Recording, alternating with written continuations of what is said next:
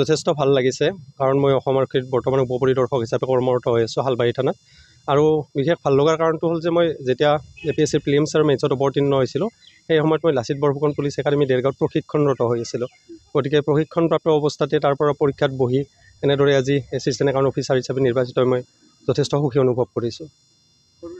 সপোন আছিলে, তাৰ কাৰণে যথেষ্ট কষ্ট কৰা হৈছে।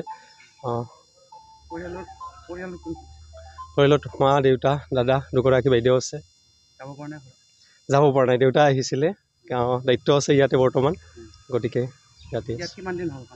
মোৰ ইয়াতে 2 মাহ হ'ল যোগদান কৰা। প্ৰথম হালবাৰীত জইন কৰিছোঁ। হয়, মানে পোনপ্ৰথমে মই আমাৰ যিখন চৰকাৰ আছে ধন্যবাদ জ্ঞাপন কৰিব বিচাৰিছোঁ যে এটা বছৰৰ ভিতৰতে APSCৰ নিচিনা পৰীক্ষা এটা সুকলমে অনুষ্ঠিত কৰি ইয়াৰ ফলাফল ঘোষণা কৰিবলৈ সক্ষম হৈছে। নৱপ্ৰজন্মৰ মাজত বৰ্তমান এইটো উৎসাহ আহিছে যে আমি যদি প্ৰতিযোগিতামূলক পৰীক্ষাত অৱতীৰ্ণ হওঁ তেনেহ'লে ভাল ফলাফল এটা লাভ কৰিবলৈ সক্ষম হ'ম। যি নিকা আৰু স্বচ্ছ পদ্ধতিৰে নিৰ্বাচন প্ৰক্ৰিয়া হৈছে তাৰ বাবে মই চৰকাৰক ধন্যবাদ জ্ঞাপন কৰিছোঁ, অসম লোকসেৱা আয়োগক ধন্যবাদ জ্ঞাপন কৰিছোঁ।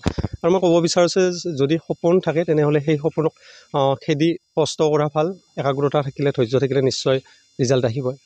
ৰেজৰ খুলিবলগীয়া মই মিছ কৰিম, ভৱিষ্যতে আশা ৰাখিম যাতে মই অসম আৰক্ষীৰ পুনৰ উভতি আহিব পাৰোঁ, চেষ্টা কৰিম।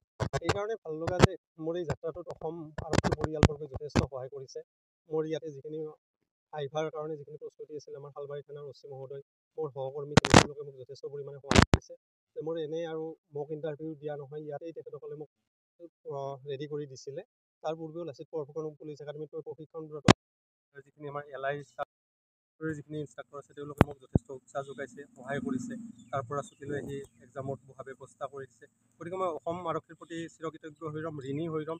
এইবছৰীয়া ট্ৰেইনিঙৰ অভিজ্ঞতাখিনিয়ে মোক যথেষ্টখিনি প্ৰত্যাহ্বান গ্ৰহণ কৰি কি ধৰণে আগবাঢ়িব লাগে সেইখিনি শিকাইছে, প্ৰদান কৰিছে। অসম আৰক্ষীৰ ওচৰত মই চিৰদিন থলুৱা হৈ থাকিম আৰু যি জনহিত জনসেৱাৰ্থে এই বাণীত অসম আৰক্ষীয়ে কাম কৰি আছে, এই পৰিয়ালৰ পুনৰবাৰ মই সদস্য হোৱাৰ কাৰণে চেষ্টা অব্যাহত ৰাখিম।